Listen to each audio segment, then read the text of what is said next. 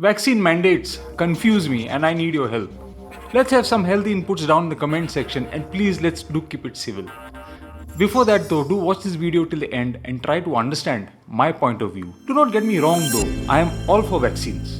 Vaccines save lives not only in this pandemic but over the years with the other diseases as well. Think smallpox, think polio. We have successfully eradicated these diseases from the modern world.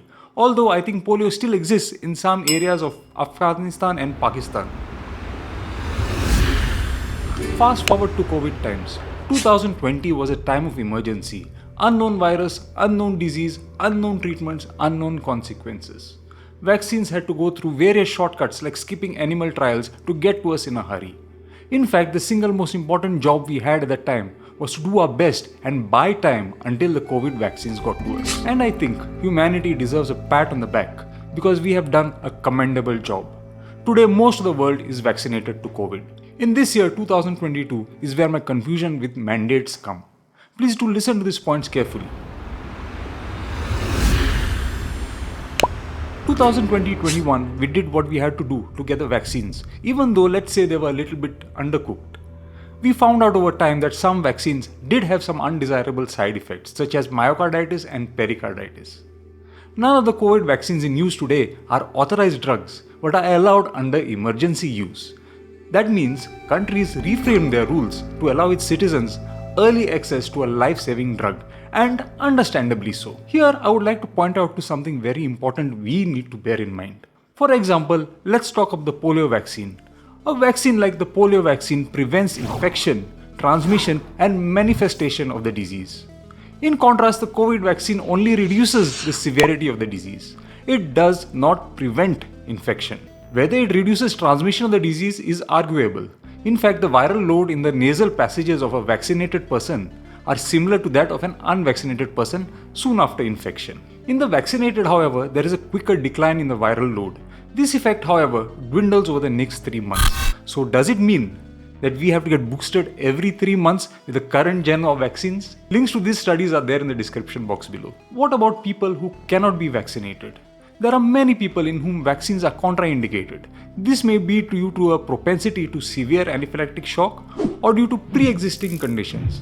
I personally know of someone who cannot be vaccinated due to an abnormally high platelet count. Can we mandate them vaccines?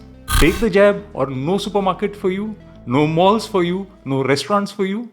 Some other people refuse to take the vaccine because they would not like to risk themselves with a half-baked vaccine. Remember, the COVID vaccines prevent severe disease but not the disease itself. Perhaps to them, the cons outweigh the pros?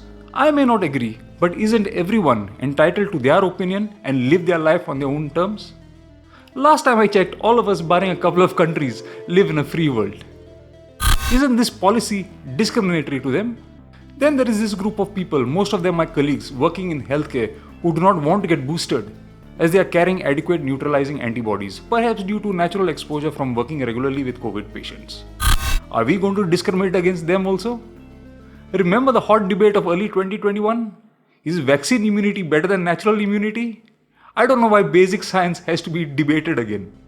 There is no better immunity than natural immunity. Most vaccines are made to stimulate antibodies to the spike protein, and some like India's Covaxin, a live attenuated vaccine, stimulates antibodies to the antigens on the virus body itself, like the nucleocapsid, membrane and envelope antigens along with the spike protein.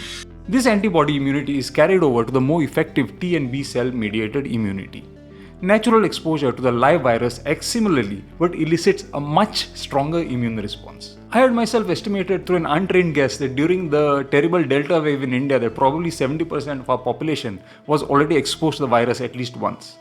A top Indian epidemiologist, I'll put his name somewhere here because I cannot pronounce his name, has estimated 90% seropositivity. You can look him up later. I find him a very transparent and to the point person. With the Omicron wave, we can be sure that 100% of the global population will be exposed to the virus. So in essence, every person alive will be having some degree of natural immunity.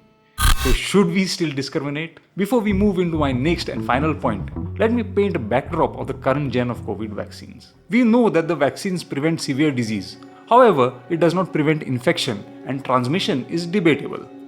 We know also that there is a risk of serious side effects. Although minuscule, they cannot be overlooked. Tell me now, how many children have you heard of that have had serious disease? I personally haven't come across one. I understand there is that unfortunate child who sadly has some severe pre-existing condition. Shouldn't then vaccines in children be given on a case-by-case basis? Children in general are not at risk of severe disease, have already been exposed to the Delta or Omicron or both, and therefore have natural immunity. So what extra is the vaccine providing them besides a minuscule risk of a serious side effect? Would you want an otherwise healthy child go to the risk of myocarditis and pericarditis? Is this fair?